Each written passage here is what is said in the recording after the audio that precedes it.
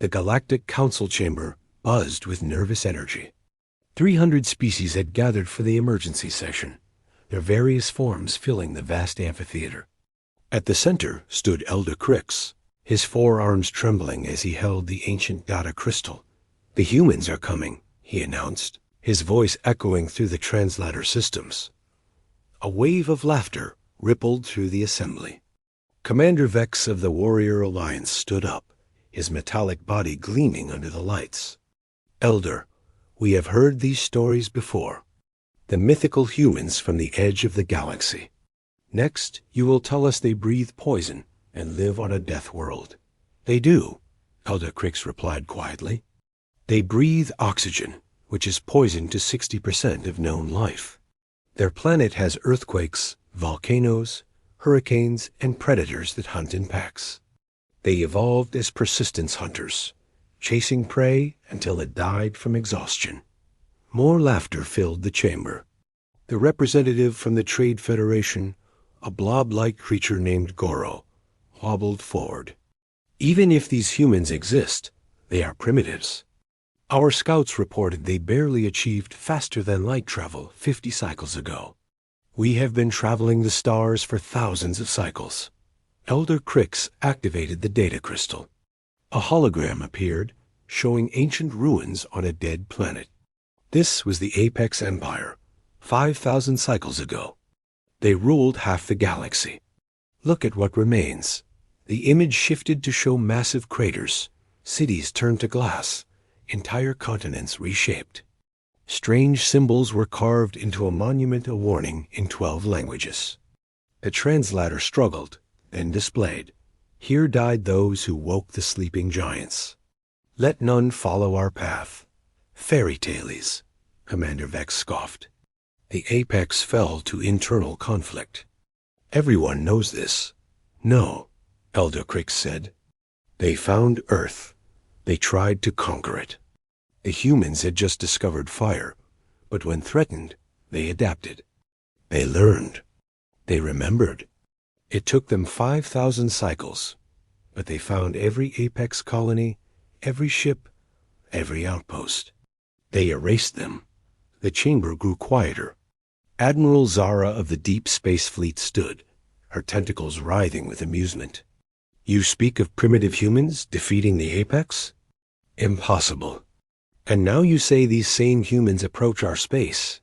With what? Their single colony ship we detected?" "That is no colony ship," Elder Crix warned. "The readings are wrong. The mass signatures, the energy output, nothing matches.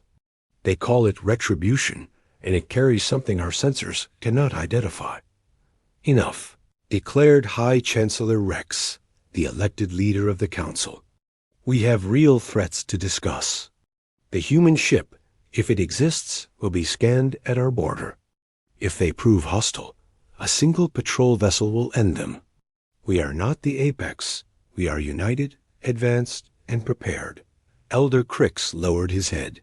"The legends say the humans have a saying, 'We come in peace, but we prepare for war.' They offer friendship once. Only once. Then we will show them the power of the Galactic Council," Commander Vex announced. "Send the patrol fleet to intercept. If they come in peace, we welcome them. If they come for war, they will learn why we rule this galaxy." The vote was called. 298 species voted to treat the humans as any other new species, with cautious welcome backed by overwhelming force. Only Elder Crix and the Ancient Keeper race voted for maximum diplomatic caution. As the council dispersed, Elder Crix remained in his seat, studying the data crystal.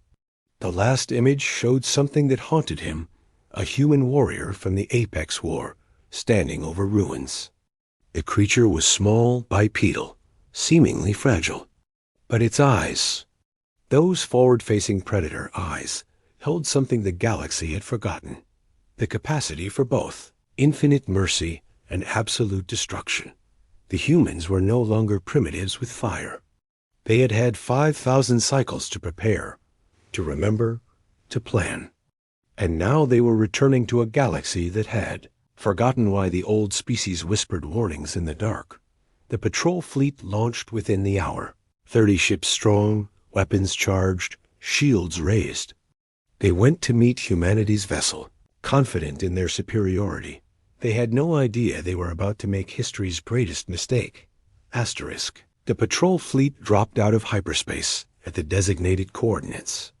30 vessels, each one a masterpiece of military engineering, arranged themselves in a perfect defensive formation. Admiral Tor commanded from the flagship Supremacy, his scales shifting to a confident blue color. Sensors. Report, he ordered. Single vessel detected, Admiral. Configuration unknown. Mass readings are unusual. It appears to be 1/10 our flagship size, but density readings are off the charts. Admiral Tor leaned forward in his command chair. Visual. The main screen flickered to life, revealing humanity's ship. The bridge fell silent. Where they expected crude metal and primitive design, they saw something else entirely. The human vessel was smooth, almost organic-looking, with a dark hull that seemed to absorb light. No visible weapons ports, no obvious engines, just a sleek form that hurt to look at directly. Sir, the weapons officer spoke nervously, I cannot get a target lock. The ship is there, but our systems keep sliding off it. Open communications, Admiral Tor commanded. Let us see these legendary humans. The screen changed. A human appeared bipedal, smaller than most council species, with no claws, no armor-like skin, no visible natural weapons. Just soft flesh and those strange forward-facing eyes. The human wore simple clothing, no military uniform, no signs of rank. Greetings, the human said, its voice calm and measured through the translator. I am Ambassador John of the ship Retribution. We come seeking the Galactic Council. Admiral Tor stood, his full 3-meter height meant to intimidate. I am Admiral Tor of the Council Patrol Fleet. You have entered restricted space. State your intentions. We come with a question, John replied. And depending on your answer, an offer. You dare make demands? You face 30 warships, human. Your single vessel stands no chance if you mean hostility. John smiled a gesture that somehow made every alien on the bridge uncomfortable. Admiral, I think there has been a misunderstanding. We are not here to threaten. We are here to ask about the Apex Empire. The bridge crew exchanged glances. Admiral Tor's scales shifted to yellow confusion. The Apex fell 5,000 cycles ago. What interest do you have in ancient history? They visited our world, John said simply. They took some of us, experimented on us, tried to conquer us. We were young then, just learning to farm and build cities. But we remembered. We always remember. That was 5,000 cycles ago, Admiral Tor said. Whatever grievance you had died with them. Did it? John asked. Tell me, Admiral, what happened to the Apex? They fell to internal conflict. Their empire collapsed. John shook his head slowly. No, we happened to them. It took us time to reach the stars, to find them, but we did. Every world, every station, every ship. We gave them the same choice we give you now. Admiral Tor's scales turned red anger. You threaten us? No, John said. I told you, we come with a question. Are there any Apex survivors in your council? Any colonies that were sheltered? Any descendants? None. The Apex are extinct. John nodded. Then we have no quarrel with you. Our offer is this. Humanity wishes to join the galactic community. We offer trade, knowledge, protection. We ask only for peaceful coexistence and mutual respect. Admiral Tor laughed, a harsh barking sound. Protection? You offer us protection? A single ship against the might of the Council? Admiral, John said patiently, you still misunderstand. Scan your surroundings again. Use your best sensors. All of them. The sensor officer worked his controls, then froze. His color drained to white pure terror. Admiral ... We are surrounded. What? How many ships? Not ships, sir. The space around us. It is ... occupied. Thousands of objects, each no bigger than a grain of sand, but they are everywhere. They were not there before. They just ... appeared. John spoke again. Those are watchers, Admiral. Nanomachines. Each one capable of recording, transmitting, and if necessary, acting. They have been here since before you arrived, mapping your ships, understanding your technology, learning your weaknesses. This is how we found the Apex, even when they hid in the dark between stars. ****. Admiral Tor stood frozen on his bridge, his scales flickering between colors as his emotions warred within him. The human ambassador waited patiently on the screen, showing no sign of threat or aggression, just calm certainty. You claim to have destroyed the Apex, Admiral Tor finally said.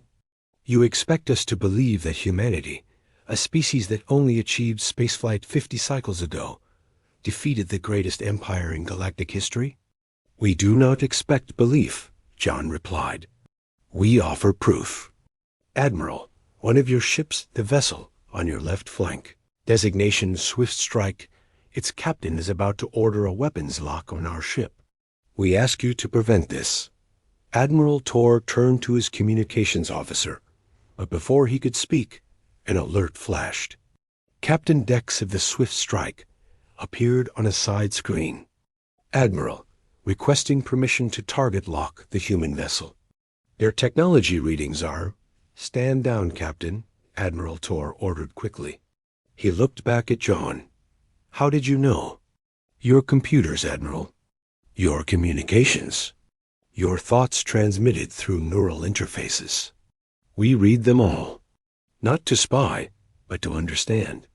To prevent misunderstandings that lead to violence. John paused. Would you like a demonstration of our capabilities? A non-harmful one?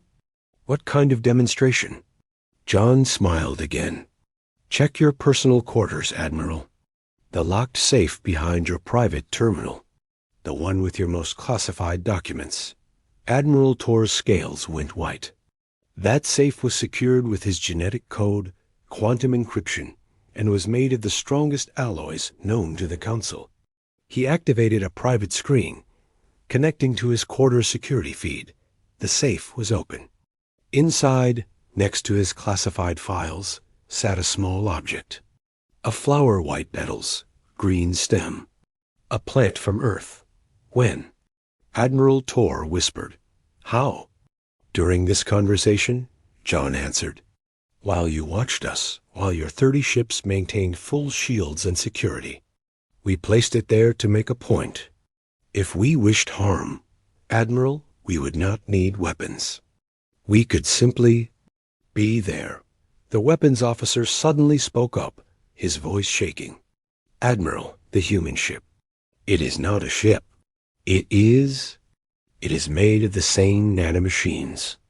Trillions of them, held in ship formation. It could disperse into a cloud and reform anywhere. Correct, John said. This is technology, born from necessity. When the Apex came, they had shields that could stop any projectile, armor that could withstand any energy weapon. So we learned to build smaller. A shield cannot stop what it cannot detect. Armor means nothing to machines that can disassemble it atom by atom. This is impossible. Captain Dex protested from his ship. No species could develop such technology in 5,000 cycles for nothing. You misunderstand our nature, John replied. Humans are not the strongest species. We are not the smartest. But we are the most adaptive. When pushed, we do not break, we evolve. The Apex pushed us. They took our children, destroyed our cities, left us with nothing but rage and time. So we used both. Admiral Tor found his voice. If you have such power, Why reveal it? Why not simply conquer us, as you did the apex? Because we learned something in those 5,000 cycles, John said, his expression becoming sad. Vengeance is hollow. The apex are gone, but it brought us no joy, only emptiness. We spent millennia becoming weapons, and now we wish to be more. We offer the Council a choice. The apex never gave us friendship. And if we refuse? Admiral Tor had to ask. Then you refuse, John said simply. We will leave Council space. We will mark our borders. Any who come in peace will be welcomed. Any who come in war will meet the same fate as the apex. But we truly hope, it will not come to that. The bridge was silent except for the hum of instruments. Finally, the communications officer spoke. Admiral, High Command is requesting an update. Admiral Tor stared at the human on the screen. Such a small, fragile-looking being. No claws, no scales, no natural armor. Yet behind those soft eyes lay the power to unmake entire civilizations. Tell High Command, Admiral Tor said slowly, that we need to call an emergency session. Full council. Tell them ... double quotes. He paused, choosing his words carefully. Tell them the legends were wrong. The humans are not coming for war. They are offering something far more dangerous. They are offering us a choice. John nodded. We will wait for the Council's decision, Admiral. But know this, we remember our friends as long as we remember our enemies. Choose wisely. The great Council chamber had never been so quiet. 300 species sat in stunned silence as Admiral Tor finished his report. The holographic recordings played on repeat the human ship that was not a ship, the nanomachines invisible to their best sensors, the flower that had appeared in a quantum-locked safe. High Chancellor Rex stood slowly, his forelegs shaking slightly. This cannot be real. One species cannot possess such power. The evidence is undeniable, Elder Crick said, rising from his seat. I warned you all. The legends were not myths. Humanity survived the apex assault and turned their suffering into strength. Commander, Vex slammed his metallic fist on his podium. Then we must strike first. While they have only one ship in our space, we have thousands of vessels, millions of warriors. We can what? Admiral Tor interrupted. Attack beings that can walk through our strongest defenses? Fight an enemy that exists at the molecular level? They placed a flower in my safe to make a point. What if next time they place antimatter in our reactor cores? The chamber erupted in arguments. Fear, anger, and confusion filled the air as species that had known only their own superiority faced something beyond their understanding. Silence. High Chancellor Rex commanded. We must approach this logically. Ambassador John said they want peace. Perhaps we should trust them? General Khan of the warrior caste laughed bitterly. They admitted to destroying the Apex Empire. Genocide on a galactic scale. And we should trust them? The Apex attacked them first, Elder Crix reminded everyone. They took human children for experiments. They tried to conquer a primitive world. The humans responded as any species would. They defended themselves. For 5,000 cycles? Counselor Vara asked. That is not defense. That is vengeance beyond reason. A new voice spoke from the entrance. May I address the council? Everyone turned. Ambassador John stood at the chamber entrance, alone, unarmored, carrying no weapons. Security forces immediately surrounded him, weapons drawn. How did you get here? High Chancellor Rex demanded. This station is in the heart of council space, protected by shields and sensors designed to stop ships and armies, John finished.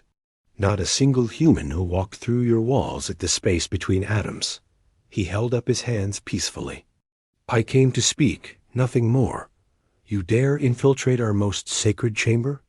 Commander Vex roared. I knocked on the front door. John said mildly. Your security said I needed an appointment. This seemed faster. May I speak? High Chancellor Rex looked around the chamber, then nodded slowly. Speak, human. John walked to the center of the chamber, ignoring the weapons pointed at him. You fear us. I understand. We would fear us too. But consider this. If we wanted to conquer you, would we announce ourselves? Would we reveal our capabilities? Would I stand here, vulnerable, asking for dialogue? Then what do you want? Rex asked. To never become the apex, John said simply. We spent so long focused on revenge that we almost lost ourselves. We became monsters to fight monsters. But we want to be better. We want to join the galactic community, to trade, to learn, to grow. Not as conquerors, but as neighbors. You have the power to take whatever you want, General Can pointed out. Why ask? Because power without wisdom is destruction, John replied. We learned that from the apex. They had power and used it carelessly. Look where it led them. We do not want to rule through fear. We want friendship, but friendship cannot be taken, it must be given. Counselor Vara stood. And if some species attack you? If they see your peaceful offer as weakness? John's expression hardened slightly. Then they will learn why the apex no longer exists. We offer peace, but we are not pacifists. We are humans. We protect what we love, and we destroy what threatens it. The choice of which we become is yours. You threaten us even now, Commander Vex accused. No, John said. I state facts. A storm is not threatening when it warns of rain. It is being honest. We are being honest. Accept us as friends, and you gain allies who will stand with you against any threat. Reject us, and we simply leave. Attack us ... double quotes. He paused. And future species will wonder what happened to the Galactic Council, just as you wonder about the apex. The chamber fell silent again. Finally, Elder Crick spoke. I propose a test period. 1 cycle. Humanity enters as provisional members. We observe, we learn, we judge. Then we vote. And if we vote to reject them after the cycle? Rex asked. Then we part ways peacefully, John said. We will respect your decision, but give us a chance to show you who we are, not what we can destroy. Asterisk.